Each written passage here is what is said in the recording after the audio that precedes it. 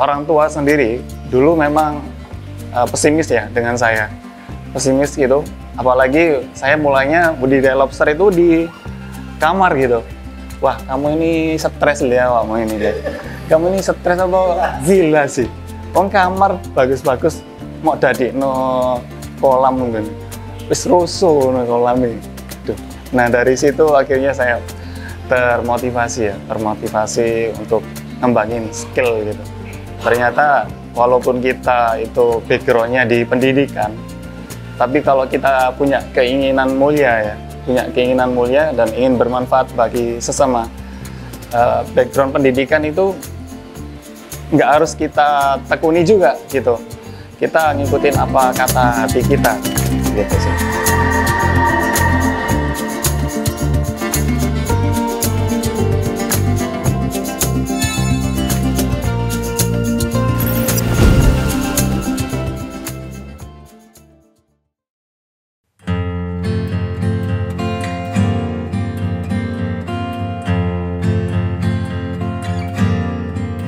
Assalamualaikum warahmatullahi wabarakatuh.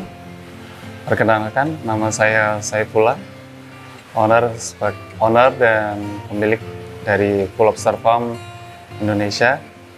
Full Lobster sendiri bergerak di bidang budidaya lobster tawar, yaitu di pembenihan, pembibitan, pemijahan, dan indukan.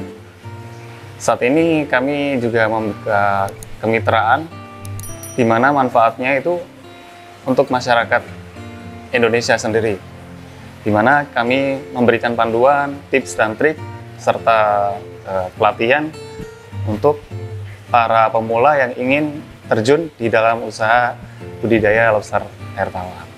Jadi awal mula itu pada tahun 2017 ya, pertama itu saat saya masih maba ya, saya coba-coba ini karena saya lebih basicnya memang suka air gitu, suka ikan hias, lalu kalau lihat lobster itu menarik gitu, apalagi kalau lobster itu dipelihara di akuarium gitu, jadi jalan itu kakinya, capitnya itu mengembang gitu, wah menarik sekali gitu kalau budidaya lobster. Terus akhirnya saya memutuskan untuk riset nih, cari-cari tahu, terus belinya di mana. Akhirnya saat nemu satu mentor dulu, akhirnya saya pelihara sekitar 300 bibit ya, 300 bibit saya pelihara karena saya nggak punya lahan. Ini awalnya saya pelihara di kamar dulu, jadi sambil tidur sambil liatin lobster gitu. Pada akhirnya awalnya saya pahit ya, gagal, jadi 300 bibit itu mati semua hingga akhirnya kurang lebih bertahan 15 ekor. Nah, dari situ saya belajar terus evaluasi mana sih kekurangan dari lobster ini. Ternyata dari parameter airnya, pH-nya, suhu, terus tingkat amoniak dan TDS itu ternyata juga sangat berpengaruh. Jadi kita nggak asal nyemplungin lobster itu ke dalam air gitu. Jadi ada treatment-treatmentnya sendiri. Terus akhirnya dari 15 ekor itu sempat down. Wah, ini berhenti nggak ya gitu. Terus akhirnya saya bongkar-bongkar, akhirnya nemu lobster ada 3 ekor betina yang bertelur. Dan itu luar biasa ternyata, lobster tawar itu telurnya bisa mencapai antara 200 hingga sampai 800 butir telur, tergantung dari size dari lobsternya. Nah, awalnya itu di situ akhirnya saya semangat lagi untuk budidaya lobster. Dan sampai akhirnya pada tahun 2019 saya mulai menjual, bikin channel juga pada tahun 2020. Ketika saya udah lulus kuliah, bikin channel, saya mulai dari video-video potongan-potongan gitu. Akhirnya tips dan triknya saya bagikan luas ke viewers yang ada di YouTube, dan boom, akhirnya YouTube saya sampai dengan 10.000 subscriber ya, 10.000 subscriber, dan kebanyakan customer saya lebih banyak tahunya saya dari YouTube, dari Instagram, dari TikTok juga. Dari situ akhirnya saya mulai menjual dari bibitnya, dari indukannya, dan hampir tersebar di seluruh Indonesia, kecuali di Papua, Jayapura, Wamena, sama Aceh. Belum saya kirim di situ. Kalau dari Sulawesi, Sumatera, terus wilayah Jawa, hampir semuanya sudah saya kirim melalui kargo bandara. Awalnya saya belajar dari mentor saya, itu dosen di Universitas Perikanan ya, di salah satu universitas swasta di Surabaya.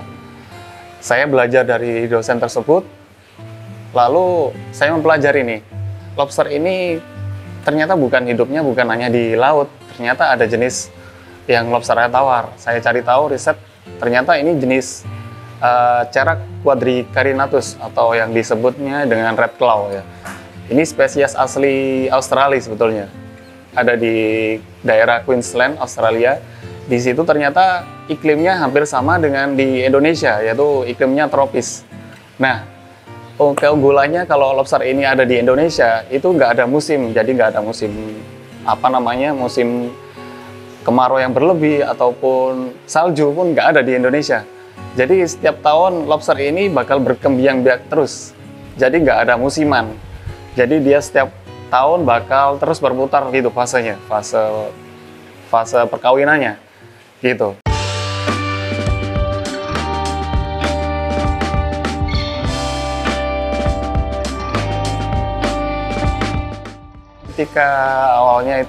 Ketika saya memang harus kuliah ya, terus membagi waktu dengan budidaya lobster tawar, itu saya punya mindset gimana sih caranya saya bisa beda dengan keluarga saya yang notabene yaitu seorang ASN ya. Kebanyakan keluarga saya ASN, jadi dari ayah saya, terus ibu dan kakak saya semuanya ASN. Nah, saya punya mindset itu ternyata boring juga jadi ASN gitu. Walaupun saya sekarang juga kerja di instansi pemerintah ya, di Politeknik Negeri di Indonesia. Terus gimana sih caranya biar nggak sama gitu? Akhirnya saya mulai ngembangin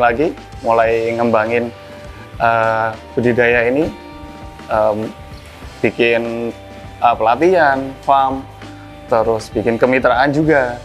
Dan akhirnya alhamdulillah dengan modal yang sangat nggak terlalu banyak ya, modalnya ya kayak dulu sambil kerja juga bikin farmnya itu, juga ikut Gojek ataupun terus ikut apa aja yang saya kerjain itu saya bentuk modalnya dan bikin farm.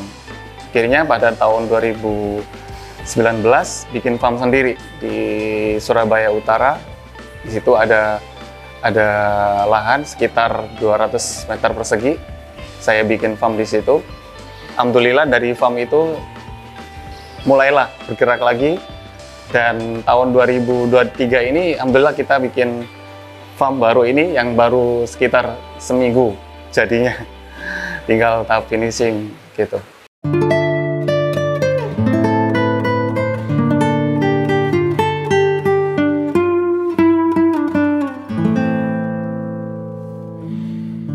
Orang tua sendiri dulu memang pesimis ya dengan saya, pesimis gitu. Apalagi saya mulainya budidaya lobster itu di kamar gitu. Wah, kamu ini stres ya, kamu ini deh. Kamu ini stres apa gila sih? Wong kamar bagus-bagus mau dadekno kolam mungkin. Wis rusuh no kolam iki. Duh. Nah, dari situ akhirnya saya termotivasi untuk ngembangin skill gitu. Ternyata walaupun kita itu background-nya di pendidikan, tapi kalau kita punya keinginan mulia dan ingin bermanfaat bagi sesama, background pendidikan itu nggak harus kita tekuni juga gitu. Kita ngikutin apa kata hati kita gitu sih. Itu yang penting dari budidaya lobster. Berhasil gimana? Responnya sih sampai sekarang nggak nyangka mereka. Iya, akhirnya nggak nyangka, walaupun akhirnya orang tua saya ini sudah ninggalin saya ya waktu itu. Oh, iya, sempat ngedrop juga tahun 2019 20, akhirnya sempat ngedon juga saya karena apa yang saya peroleh saat ini belum dapat dinikmati sama orang tua saya.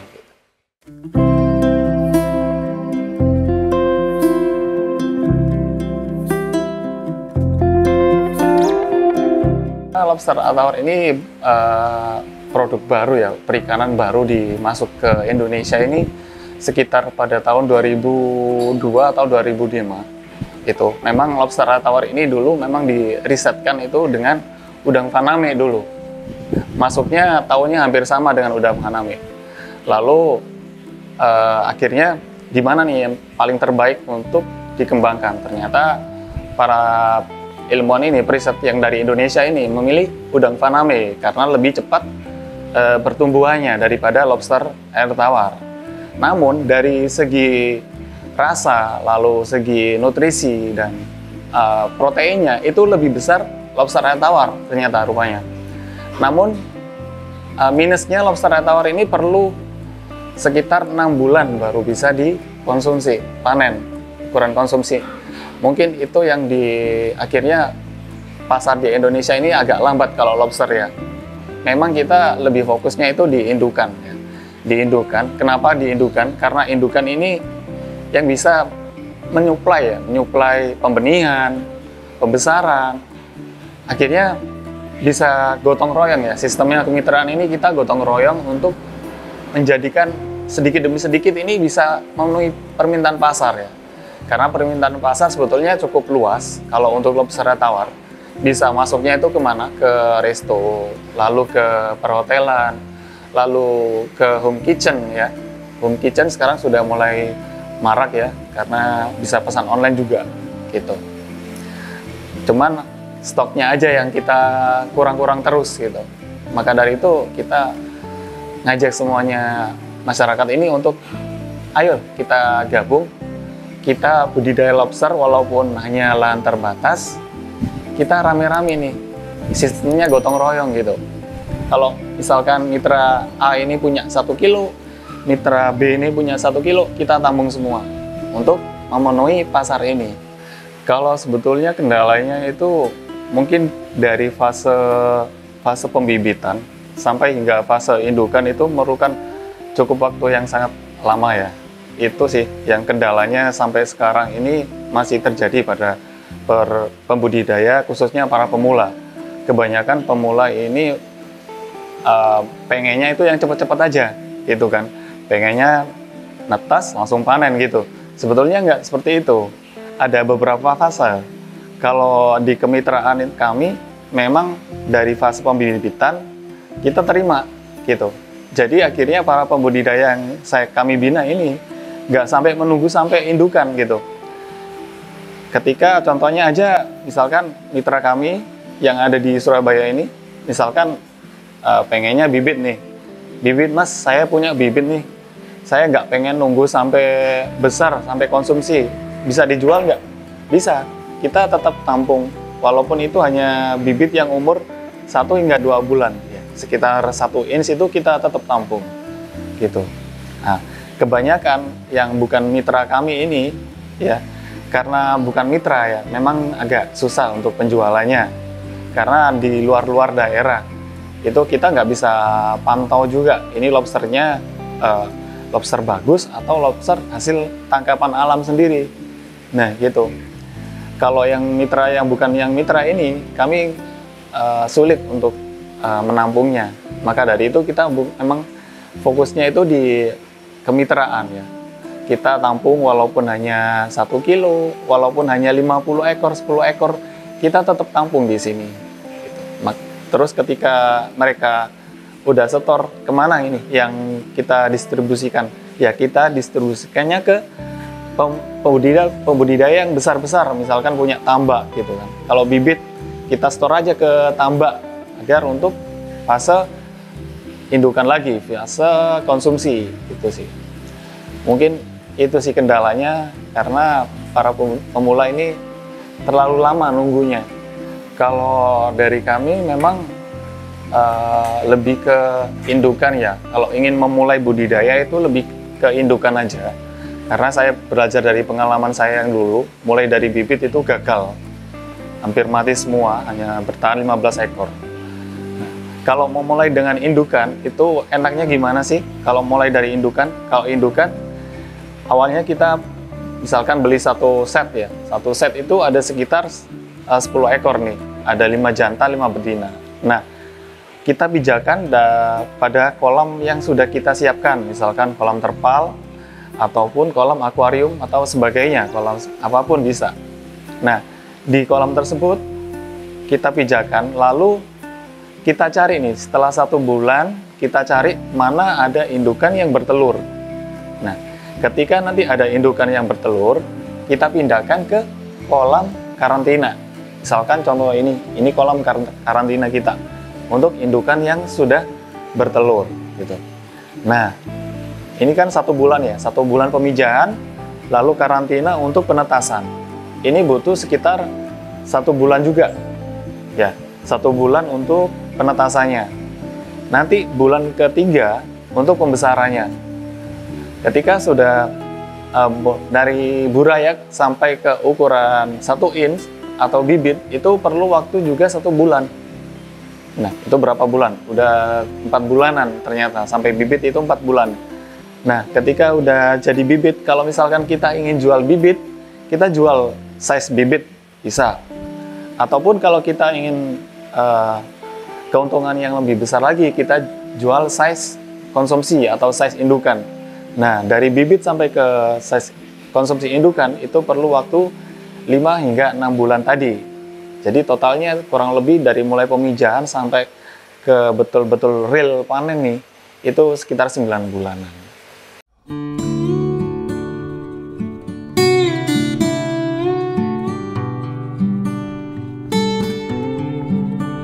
Kalau lobster ini saya punya ini ya, apa namanya, slogan, mati 1 tumbuh 1000 kalau lobster ini. Kenapa gitu?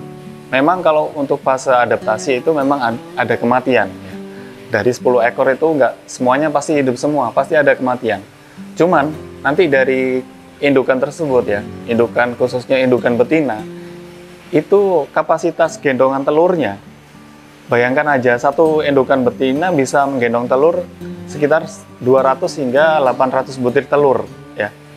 Bayangkan aja kita punya 10 ekor ya, 10 ekor indukan bertelur aja. Kita kalikan berapa itu? 200, misalkan 200 butir telur. 10 ekor sudah 2000 butir telur ya.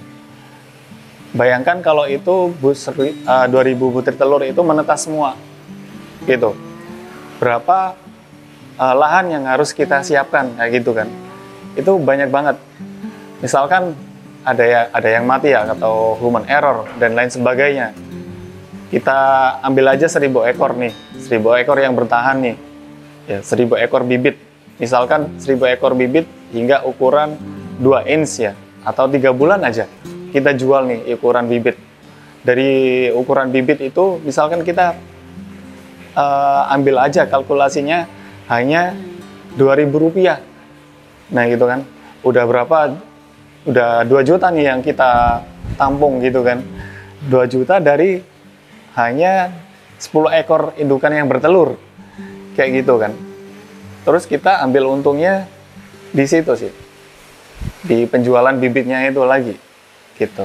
Karena panduan kami, tips dan triknya itu memang lewat online ya, lewat YouTube ataupun lewat WA langsung ya ke kita. Kita memang pandunya lewat situ, lewat panduannya. Kalau kita datang langsung ke mitra, itu kan jadi kendala ya. Karena kita kan antar kota gitu, antar daerah, susah. Maka dari itu kita bikin channel YouTube itu fungsinya untuk memberikan tips dan trik gimana sih cara budidaya lobster tawar itu yang baik dan benar gitu kan. Mulai dari pakannya, mulai dari parameter airnya, pemilihan kolam, tempat, dan sebagainya, itu memang sangat berpengaruh. Kalau sejauh ini berhasil ataupun tidak berhasil, itu pasti ada, dan banyak. Kebanyakan yang gagal dalam budidaya lobster tawar itu bukan karena fasenya yang sulit, bukan. Tapi mereka menyerah sebelum waktunya, kayak gitu. Sebelum waktunya panen mereka sudah menyerah terlebih dulu, gitu. Itu sih yang jadi kendala sekarang. Kalau yang penting kita memberikan tips dan trik gimana sih cara budidaya Lapsara tawar itu, gimana sih cara treatment air yang benar, terus pemberian pakannya itu bagaimana sih, kayak gitu. Kalau di kami sendiri untuk pemberian pakan itu hanya 1 hari sekali, ya, itu pada malam hari aja untuk pemberian pakannya. Kenapa malam hari? Karena kalau malam hari lobster ini kan hewan nokturnal ya, yang aktivitasnya itu pada malam hari. Maka pemberian pakannya lebih banyak pada malam hari. Kalau siang hari ataupun pagi hari, lobster ini cenderung tidur. Maka dari itu pemberiannya kita intensnya pada malam hari sih. Kalau untuk para mitra kami biasanya store-nya itu kan ke kami ya. Kami tampung lagi. Kami memberikan panduan hingga berhasil. Ketika nanti mitra kami berhasil ataupun panen, walaupun itu bentuk panen bibit atau panen indukan ataupun panen size konsumsi, kita terima. Kita untuk pemasarannya ada di resto, perhotelan maupun home kitchen. Kita juga punya store sendiri di Shopee ataupun di Tokopedia juga. Itu dalam bentuk frozen. Juga kita mau ngembangin lagi nanti ada bentuk untuk crispy lobster juga. Jadi kita mainnya juga di marketplace juga nanti. Jadi kan kita kan banyak mitra nih, akhirnya kan kita tampung lagi. Kita larinya kemana? Pasti larinya ke konsumsi. Gitu. Konsumsi. Kalau untuk yang indukan lagi, kita jadikan indukan untuk dikembangkan di mitra-mitra yang baru lagi, kayak gitu. Akhirnya iklimnya terus berputar, gitu. Sistemnya berputar sih. Oke, kalau di kami mulai dari 300.000 itu sudah bisa dalam budidaya lah. Yang dapat 300.000 itu hanya dapat indukan ya. Kalaupun mitra sudah menyiapkan peralatan sendiri seperti kolam, seperti medianya, aerator, pompa filter dan lain sebagainya. Kalaupun sudah ada, stoknya kita berikan indukan aja. Tapi kita biasanya juga dapat permintaan nih, Mas, kita juga butuh kolam ini. Kolam kita nggak ada. Kita dapat kasih referensi lain, yaitu kolam bajaringan ataupun kolam terpal, lalu kolam susun. Juga kita bantu untuk membuatnya sesuai dengan permintaan dan ukuran yang di kondisi di lokasi mitra tersebut. Jadi menyesuaikan untuk kondisi kolamnya. Sekitar kalau totalnya sekitar 1000-an ya. 1000-an itu hampir tersebar ke seluruh penjuru Indonesia. Cuman belum sampai ke Jayapura ataupun ke Aceh. Karena pengirimannya yang memerlukan waktu yang sangat lama gitu. Itu sih kalau dari kemitraan kita hampir ke seluruh Jawa sudah ada, Lamongan dan lain sebagainya. Kalau untuk Sulawesi, kita ada di Makassar juga ada, Makassar, lalu di Lubuk Linggau, di Luwu juga sudah ada di situ mitra. Lalu ada di Maluku juga ada, di Ambon kita juga punya cabang juga di situ, ada di Ambon, lalu ada di Palembang juga, Sumatera Utara juga ada. Kalau dari omset sendiri ya, karena setiap bulan itu pasti berbeda-beda ya, nggak sama. Kadang juga ada sepi ataupun rame ya. Tergantung momen-momennya nih. Kalau kita penjualannya memang dari kemitraan, dari indukan, lalu peralatan, lain sebagainya. Ada pakan juga, lalu ada konsumsi juga, ada konsumsi fresh maupun berbentuk lobster frozen. Kita juga sediakan di situ. Lebih banyak sih kalau untuk pemasukan kita itu lebih banyak di kemitraan ya. Kenapa kalau kemitraan? Kemitraan kita menjual bukan hanya indukannya aja, kita menjualnya juga peralatan budidaya seperti kolamnya, aeratornya, mesinnya, dan peralatan yang lainnya juga. Lalu yang kedua, sumber income kita dari pakan ya. Karena lobster ini kan butuh pakan terus. Pakan kalau kita bikin sayuran ataupun daging-dagingan itu kan agak rumit ya lobster kit. Akhirnya kita sediakan makan sendiri seperti ini, yaitu pakai pelet namanya. Kalau ini pakan pabrikan. Jadi di pelet ini sudah ada semuanya nutrisinya, ada proteinnya juga ada. Jadi itu sih sumber income kita terbesar di 3 tadi itu, di kemitraan, di konsumsi, sama di pakannya lobster itu sendiri. Kalau dirata-ratakan omset paling sedikit kita dapatnya 1 bulan sekitar 5-7 juta. Kalau paling banyak kita pernah itu sampai 1 bulan 35-40, itu sih 1 bulannya.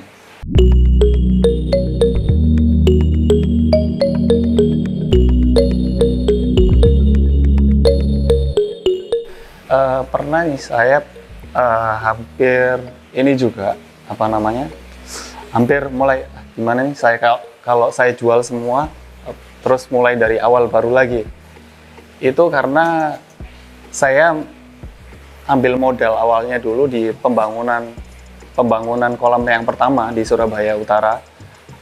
Itu ambil modal melalui bank ya. Nah, melalui bank itu saya sudah diwanti-wanti dulu sama orang tua saya, khususnya almarhum ibu saya. Awakmu mulai usaha gak pelan-pelan aja.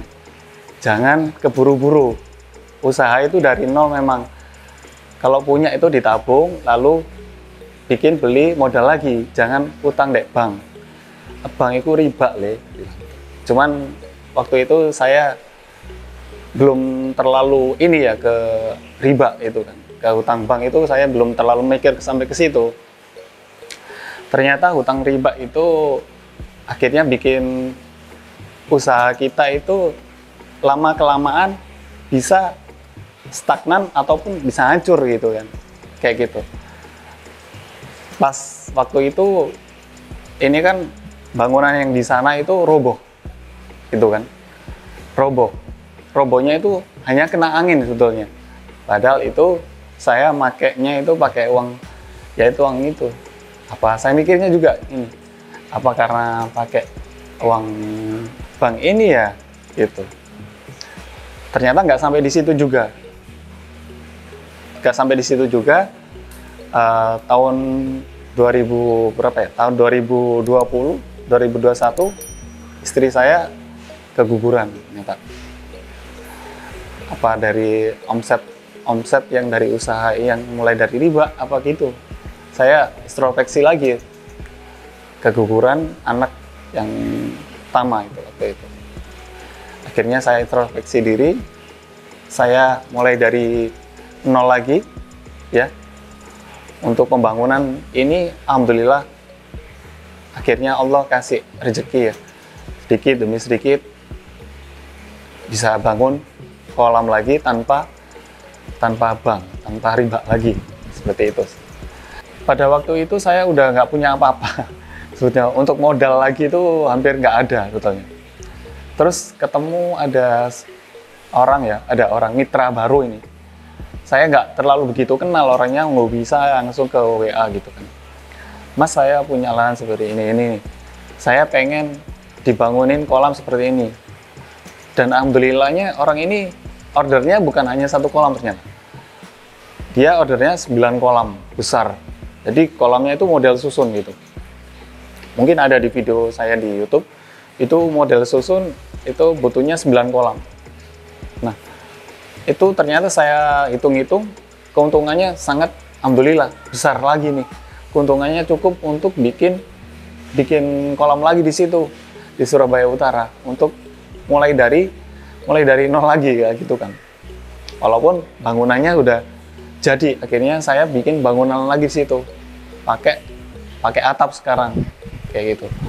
Alhamdulillahnya itu Allah mungkin kalau kamu berhenti dari yang sudah dilarang, insya Allah akan kasih jalan lagi kayak gitu kan. Intinya sih itu. Alhamdulillah sih pas waktu itu kan ada beberapa ya koret-koret lain istilahnya itu koret-koret, kita sisihkan uang itu kita tutup walaupun itu hanya sudah sekitar bayarnya itu udah 85%-an, kita hampir habis lah istilahnya. Kita tutup, walaupun bank ini ngasih ini lagi ke kita, rayuan lagi, Pak ini nanti kita kasih ini buat ngembangin lagi nih. Kita hampir inilah apa namanya, wah iya juga sih gitu. Cuman saya introspeksi lagi lah, pengalaman saya ini kalau mulai dari riba itu ternyata sangat gak baik kayak gitu. Pasti nanti bakal usaha kita ini nggak berkah gitu. Yang sekarang saya kejar itu hanya keberkahan aja sama ngasih manfaat buat orang-orang sekitar. Kalau pencapaian sendiri sih, kalau rumah alhamdulillah sudah punya rumah, mobil juga alhamdulillah, walaupun bekas ya, yang penting kita bisa untuk kerja. Terus kalau pencapaian menurut saya pribadi paling membanggakan itu ketika kita bermanfaat bagi orang-orang. Contohnya pas ketika saya punya mitra nih, contohnya tukang becak gitu kan. Tukang becak ini berhasil panen kayak gitu. Terus ketika dia nyetorkan panennya, itu saya lihat wajahnya itu sangat-sangat sumringah gitu kan. Ketika saya transaksi, kasih uangnya, Pak, ini keuntungan penjualannya sampean. Orangnya itu bilang ke saya, alhamdulillah Mas, terima kasih nih Mas, udah dibantu mulai dari nol sampai akhirnya panen. Kalau saya ngandalin dari becak terus keseharian, saya nggak bisa kayak gitu. Nah itu menurut saya sih pencapaian lebih luar biasa, karena pencapaian di batin saya buat orang lain, bukan materi kayak gitu. Kalau untuk motivasi sih, usaha budidaya lobster ini prospeknya ke depannya ya, bukan hanya 1 tahun atau 2 tahun ke depan, tapi untuk selamanya. Kenapa selamanya? Budidaya lobster ini salah satu produk perikanan termahal yang ada di Indonesia ya. Selain dari budidaya lainnya, lobster tawar ini salah satu termahal. Lalu untuk budidayanya juga sangat simpel ya, yaitu dari pekarangan rumah ataupun di dalam rumah. Kalau saya pribadi dulu di dalam rumah, di dalam kamar, bahkan di dalam kamar pun saya berhasil. Saya ingin juga kalian juga merasakan apa yang saya dapatkan sekarang.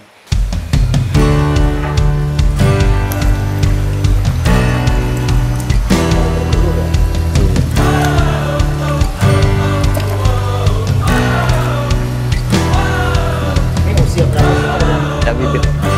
Kalau yang ini usia sekitar 6 bulan, 7 bulan. Iya. Ini udah ukuran konsumsi segini. Iya. Yang ini betina. Kalau betina itu alat kelaminnya di pangkal kaki nomor 3 dari bawah. 1, 2, 3. Yang kalau udang itu lebih cepat untuk panennya, 1-2 bulan sudah panen. Cuman kalau lobster tawar ini panennya lama, sekitar 5 hingga 6 bulan tadi. Gitu.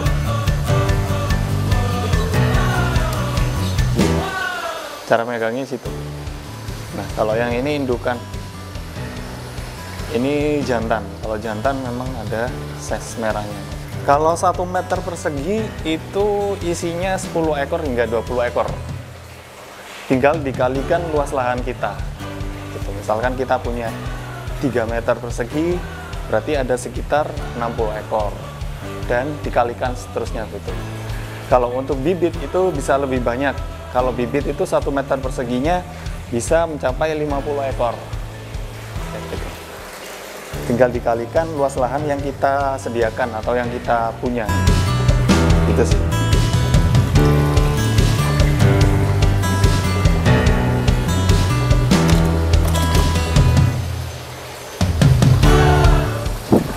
Untuk teman-teman yang ingin bergabung ataupun yang ingin juga punya usaha budidaya lobster tawar, walaupun dengan keterbatasan lahan, kalian juga bisa memulai seperti saya juga.